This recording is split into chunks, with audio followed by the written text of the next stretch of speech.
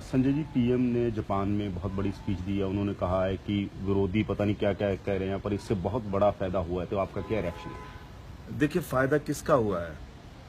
फायदा हुआ है भारतीय जनता पार्टी के नेताओं का, जिन्होंने काला धन जमा कर रखा था। फायदा हुआ है सुखबीर बादल जैसे लोगों का, जो मोदी जी के करीबी है और जिन्होंने पैसा, काला धन अंबानी का, शरद पवार का, येदियुरप्पा का, भाजपा के नेताओं का। और ये मैं ऐसी बात नहीं कह रहा हूं, इसका प्रमाण दे रहा हूं पंजाब का ही। ये संजीव कंबोज नाम का व्यक्ति है, भारतीय जनता पार्टी का कन्वीनर है लीगल सेल का पंजाब का। 6 नवंबर को इसके पास 2000 की नोटें आ गई थी, उसकी गड्डियां आ गई थी। ये कहां से आ गई? और ये कह रहा है, मोदी जी ने आज कहा ना, मोदी जी ने अपने बयान में कहा कि कानो कान किसी को खबर नहीं थी, इसको गोपनीय हमने रखा, गोपनीय रखना था। मैं उनसे पूछना चाहता हूं, आपके इस नेता को 6 नवंबर को ये 2000 की गड्डियां और 2000 की नोट कहां से मिल गई? इसका मतलब अब समझ में आ रहा है देश को कि सुखबीर बादल जो तारीफ कर रहे थे, शरद पवार जो तारीफ कर रहे थे, येदियुरप्पा जो तारीफ कर रहे थे, वो क्यों कर रहे थे? जितने भी मोदी जी के करीबी लोग हैं, जितने भी भाजपा के लोग हैं, जितने भी काला धन के व्यापारी हैं, काला धन रखने वाले लोग हैं, उनका रुपया तो आपने ठीक कर दिया। अब देश की जनता को आपने इस संकट में डाल दिया कि बच्चों के दूध के लिए लोगों के पास पैसा नहीं है। परिवार में अगर कोई बीमार है तो उसका इलाज कराने के लिए पैसा नहीं है।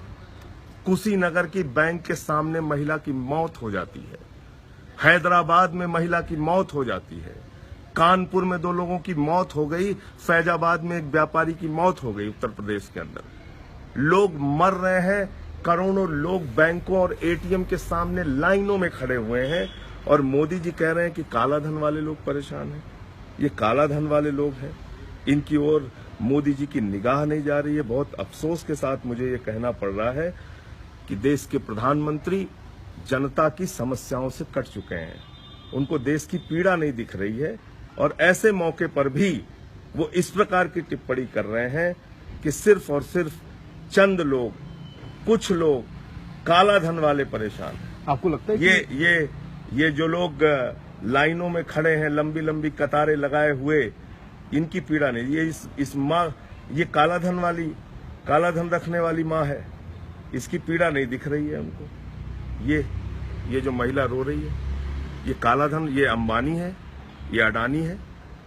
आप मोदी जी ने क्या कहा था? मोदी जी ने कहा था कि देश के बच्चे बच्चे को पता है काला धन कहां है। ये मोदी जी का बयान है, मेरा नहीं है। ये 22 दिसंबर 2013 को मोदी जी ने कहा, देश के बच्चे बच्चे को पता है कि काला धन कहां है।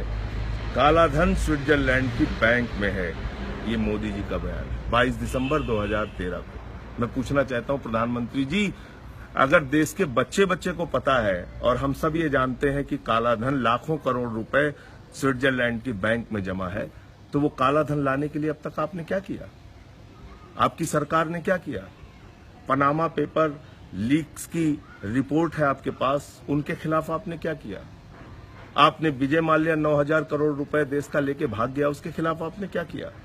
ललित मोदी विदेशों में बैठ के आपको चिढ़ा रहा है, उस पर आपने क्या कार्रवाई की? और ये सब भी किनारे छोड़ दीजिए, लाखों करोड़ रुपए, मेरे ख्याल से 8 लाख से लेके 11 लाख करोड़ रुपए तक के बैंक डिफॉल्टर्स की लिस्ट सरकार के पास है। जनता के पैसे से जिनको कर्ज दिया गया, वो बैंक डिफॉल्टर्स जिसकी लिस्ट सरकार के पास है, उनकी उसका अमाउंट 8 लाख से लेके 11 करोड़ रुपए तक है। और उनकी सूची मैं बता देता हूं। आपको लगता है 1,13,000 करोड़ रुपए अंबानी का बकाया है, 90,000 करोड़ रुपए अडानी का बकाया है, 96,000 करोड़ रुपए एसआर ग्रुप का बकाया है, 70,000 करोड़ रुपए जेपी ग्रुप का बकाया है। ये जो हजारों लाखों करोड़ रुपए बैंक के डिफॉल्टर्स हैं, जिन्होंने पैसा नहीं जमा किया देश का, उनकी प्रॉपर्टी आप क्यों नहीं कब्जा करते? उनके फैक्ट्रियां क्यों नहीं कब्जा करते? उनके ऊपर कार्रवाई आप क्यों नहीं करते? उनकी बिल्डिंगें क्यों नहीं कार्रवाई करते? आप उन पे कार्रवाई नहीं कर रहे हैं। आप किस पे कार्रवाई कर रहे हैं? आपने कुशीनगर की एक गरीब महिला को मार दिया। आपने मध्य प्रदेश में एक व्यक्ति को अपनी मां की लाश टायरों पे जलानी पड़ी क्योंकि उसकी मां के लिए अंतिम संस्कार की सामग्री नहीं मिल रही थी। ये हालत है इस देश की। आपको लगता है कि और मोदी जी जापान में बैठ के जुमलेबाजी कर रहे हैं। अगले दिनों में चुनाव आ रहे हैं, पंजाब का चुनाव है, यूपी का चुनाव है, गोवा का चुनाव है, गुजरात का भी आ रहा है, हिमाचल का भी आ रहा है, छत्तीसगढ़ का आ रहा है, मध्य प्रदेश का उसके बाद आ रहा है। आपको लगता है कि इसका किसी कनेक्शन, इलेक्शन से भी कोई कनेक्शन है? देखिए, मैंने आपको कहा कि अगर अक्टूबर के माह में दैनिक जागरण जैसा अखबार, एक प्रतिष्ठित हिंदी का अखबार, मैं उसकी भी खबर आपको दिखाता हूं, अगर दैनिक जागरण जैसा अखबार अक्टूबर के महीने में ये सूचना दे रहा है कि इस प्रकार से 2000 की नोट आ रही है, इसका मतलब उत्तर प्रदेश में तो लोगों को पहले से पता था, उसकी जानकारी थी, उस पर कार्रवाई नहीं हुई, उस पर कार्रवाई नहीं हो रही है।